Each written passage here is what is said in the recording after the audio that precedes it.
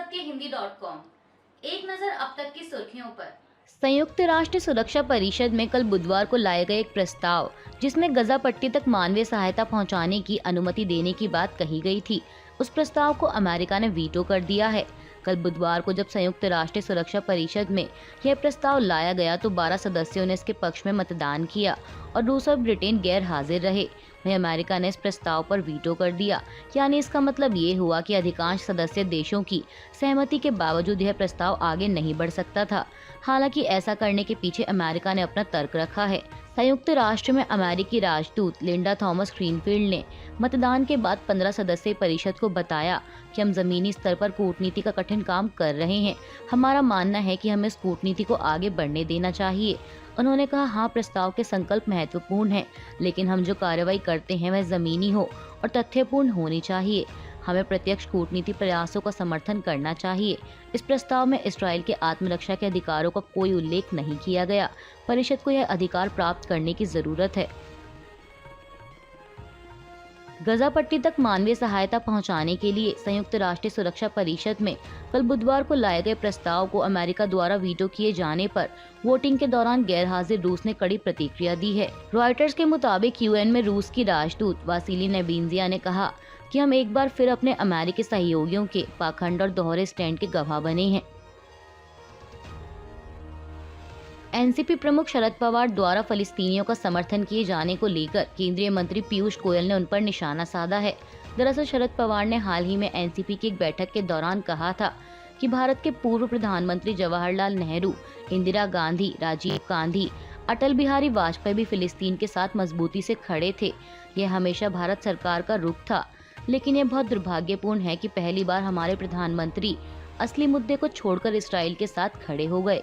उन्होंने वास्तविक मुद्दे की उपेक्षा की। हमें अपने रुख के बारे में स्पष्ट होना चाहिए। एनसीपी का रुख स्पष्ट है। हम उन लोगों के साथ खड़े हैं जिनका मूल रूप से उस भूमि पर स्वामित्व था। वहीं अब उनके इस बयान पर बीजेपी नेता ने पलटवार करते हुए एक्स पर लिखा कि ये बहुत परेशान करने वाला है कि शरद पवार जैसे वरिष्ठ नेता इसराइल पर हुए आतंकी हमले पर भारत के रुख को लेकर बेतुके बयान देते हैं। दुनिया के किसी भी हिस्से में आतंकवाद के खतरे की सभी रूपों में निंदा की जानी चाहिए। यह अफसोस की बात है कि वो व्यक्ति जो देश के रक्षा मंत्री और कई बार मुख्यमंत्री रहे हैं, वो आतंक से जुड़े मामले में इतना औपचारिक दृष्टिकोण रखते हैं। पीयूष गोयल ने आगे लिखा कि शरद पवार उस सरकार में हिस्सा थे जिसने बटला हाउस एनकाउंटर को लेकर आंसू बहाए, भारतीय धरती पर हमला होने के दौरान सोते रहे। उन्होंने कहा कि इस सड़ी हुई मानसिकता को रोकना होगा। मुझे उम्मीद है कि शरद पवार कम से कम अब पहले राष्ट्र के बारे में सोचेंगे। जातिगत जनगणना के मुद्दे पर देश में सक्रियता बनी हुई है और इसी कड़ी में बिहार के बाद आंध्र प्रदेश सरकार भी पिछड़ा वर्ग जाति जनगणना कराने जा रही है। इस बात की जानकारी आंध्र प्रदेश सरकार में पिछड़ा वर्ग कल्याण मंत्री सी श्रीनिवास वेणुगोपाल कृष्णा द्वारा बुधवार को दी गई। समाचार एजेंसी पीटीआई के मुताबिक उन्होंने कहा कि आंध्र प्रदेश सरकार 15 नवंबर के आसपास पिछड़ा वर्ग जाति जनगणना शुरू करेगी, जिसका उद्देश्य इस श्रेणी में आने वाले 139 समुदायों की बेहतर सेवा करना है। उनके मुताबिक राज्य में करीब 139 बीसी जातियां हैं और इन समुदायों के लोग अपनी संख्या बल से बेखबर हैं। उन्होंने कहा कि पिछड़ा वर्ग के समुदायों के कई प्रतिनिधियों ने जाति जनगणना के लिए अभियान भी चलाए थे और समुदाय की संख्या के सटीक आंकड़े उपलब्ध नहीं होने पर नाराजगी भी जताई थी। मंत्री ने बताया कि मुख्यमंत्री वाईएस जगनमोहन रेड्डी ने इसी साल 11 अप्रैल को इस संबंध में विधानसभा से पारित प्रस्ताव को केंद्र सरकार को भी भेजा था, जिसमें जनसंख्या जनगणना के साथ साथ जाति जनगणना करने का आग्रह किया गया था, लेकिन उन्हें पता चला कि ऐसा जल्द नहीं होगा। अब ऐसे में इन सभी बातों को ध्यान में रखते हुए राज्य सरकार ने पिछड़ी जाति जनगणना के साथ आगे बढ़ने का फैसला किया है, जो राज्य में सामाजिक आर्थिक स्थिति जैसे अन्य मापदंडों के तहत क्षेत्रवार, पेशेवार और व्यापक रूप से पिछड़े वर्गों की गणना करेगी। कर्नाटक के उप मुख्यमंत्री डीके शिव कुमार ने कल बुधवार को बड़ा दावा करते हुए बीजेपी पर उनकी सरकार को अस्थिर करने का आरोप लगाया है। मीडिया रिपोर्ट्स के मुताबिक डीके शिव कुमार ने कहा कि हाँ, हम इससे अवगत हैं। सभी विधायक मुझे और मुख्यमंत्री सिद्धरमैया को पूरी जानकारी दे रहे हैं कि कौन कौन उनसे मिल रहा है। वे हमें बता रहे हैं कि उन्हें बीजेपी की ओर से क्या पेशकश की जा रही है। उन्होंने कहा कि वह अगले विधानसभा सत्र के दौरान विधायकों से इसका खुलासा कराएंगे। कर्नाटक कांग्रेस अध्यक्ष ने कहा कि सरकार को अस्थिर करने के लिए भाजपा में एक टीम एक्टिव है उन्होंने कहा कि हमारे पास हर चीज की जानकारी है, अभी नहीं, जब विधानसभा सत्र होगा हम उनसे खुलासा करवाएंगे जिनसे संपर्क किया गया है। गौरतलब है कि इससे पहले भी डीके शिव कुमार ऐसा ही दावा कर चुके हैं कि सिंगापुर में बैठकर राज्य की कांग्रेस नीति सरकार को गिराने की साजिश रची जा रही है।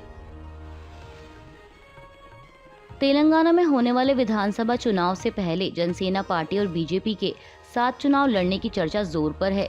इस बीच कल बुधवार को तेलंगाना बीजेपी अध्यक्ष जी किशन रेड्डी और पार्टी के राज्यसभा सांसद के लक्ष्मण ने जनसेना पार्टी के संस्थापक और अभिनेता पवन कल्याण से उनके कार्यालय में मुलाकात की।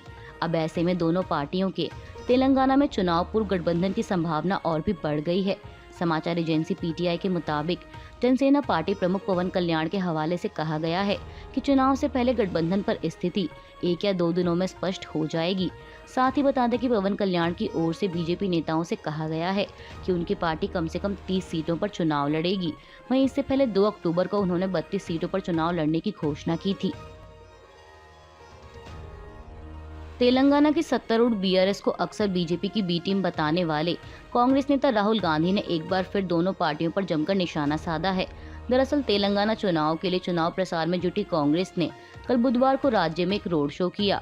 इस दौरान जनता को संबोधित करते हुए राहुल गांधी ने कहा कि तेलंगाना में चुनावी मुकाबला सिर्फ बीआरएस और कांग्रेस के बीच हो रहा है और कांग्रेस ने बीजेपी को परे कर दिया है, यानी उसको हरा दिया है। कांग्रेस नेता ने बीजेपी पर निशाना साधते हुए यह भी आरोप लगाए कि वो चाहती है यहाँ पर बीआरएस चुनाव जीते। राहुल गांधी ने कहा कि दोनों बीआरएस और बीजेपी एक साथ मिलकर काम कर रहे हैं। कांग्रेस नेता यहीं नहीं रुके, उन्होंने आगे असदुद्दीन ओवैसी की पार्टी एआईएमआईएम को भी घेरे में लिया। उन्होंने कहा कि बीजेपी और बीआरएस के साथ वो भी मिले हुए हैं और यह तीनों पार्टियां मिलकर तेलंगाना चुनाव में कांग्रेस को हराना चाहती हैं। राहुल गांधी ने मुख्यमंत्री केसीआर पर हमला जारी रखते हुए आगे कहा कि उनके ऊपर ना सीबीआई, ना ईडी और ना इनकम टैक्स वालों की कोई इंक्वायरी है।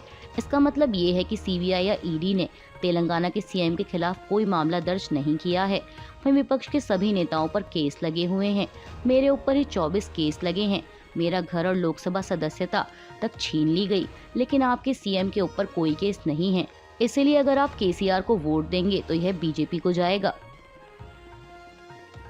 कांग्रेस नेता राहुल गांधी के एआईएमआईएम को बीजेपी की बी टीम कहने पर पार्टी प्रमुख असदुद्दीन ओवैसी ने उन पर पलटवार किया है। असदुद्दीन ओवैसी ने सोशल मीडिया प्लेटफॉर्म एक्स पर लिखा कि जैसे कि भविष्यवाणी की थी, राहुल बाबा का बी टीम को लेकर रोना शुरू हो गया है। उन्होंने अपनी अमेठी सीट बीजेपी को क्यों गिफ्ट की? अगर यहाँ बी टीमें हैं तो बीजेपी तेलंगाना में इतनी कमजोर क्यों है? बाबा को सुरक्षित सीट खोजने के लिए वायनाड क्यों जाना पड़ा? ओवैसी ने आगे लिखा कि मेरी रॉयल एनफील्ड में उससे ज्यादा सीटें हैं जितनी बीजेपी, कांग्रेस, आरएसएस मिलकर तेलंगाना विधानसभा चुनाव में जीतेंगी। राष्ट्रपति भवन द्वारा कल बुधवार को दी गई जानकारी के अनुसार झारखंड के पूर्व मुख्यमंत्री रघुवर दास को ओडिशा का राज्यपाल नियुक्त किया गया है, जो कि फिलहाल बीजेपी के राष्ट्रीय अध्यक्ष पद की जिम्मेदारी संभाल रहे हैं। आपको बता दें कि रघुवर दास 2014 से 2019 तक झारखंड के मुख्यमंत्री रहे हैं। इसके अलावा इंद्रसेना रेड्डी नल्लू को त्रिपुरा का राज्यपाल बनाया गया है। वे तेलंगाना से बीजेपी के नेता और राष्ट्रीय महासचिव हैं। मध्य प्रदेश में कांग्रेस के अध्यक्ष और पूर्व मुख्यमंत्री कमलनाथ द्वारा पार्टी के वरिष्ठ नेता दिग्विजय सिंह के कपड़े फाड़ने को लेकर हाल ही में सामने आई टिप्पणी पर केंद्रीय मंत्री ज्योतिरादित्य सिंधिया ने निशाना साधा है। उन्होंने कल बुधवार को कहा कि अगर कांग्रेस के नेता ऐसी बात कर रहे हैं तो सत्ता मिलने पर मध्य प्रदेश की जनता का क्या होगा? उन्होंने कहा कि लेकिन मेरा मानना है कि लोग ऐसा नहीं होने देंगे। सिंधिया ने कहा कि कांग्रेस हर चीज को नष्ट करना चाहती है, लेकिन मेरी सोच लोगों के विकास के लिए काम करना और अपनी पार्टी के संगठन को मजबूत करना है। इसके साथ ही उन्होंने कांग्रेस के चुनावी घोषणा पत्र को लेकर कहा कि 17 नवंबर के विधानसभा चुनाव के लिए विपक्षी पार्टी के घोषणा पत्र में वादों की एक लंबी सूची है, लेकिन उनमें से कोई भी वादा पूरा नहीं होने वाला। अभी के लिए बस इतना ही। बाकी की खबरों के लिए जुड़े रहिए सत्यहिंदी.com के साथ।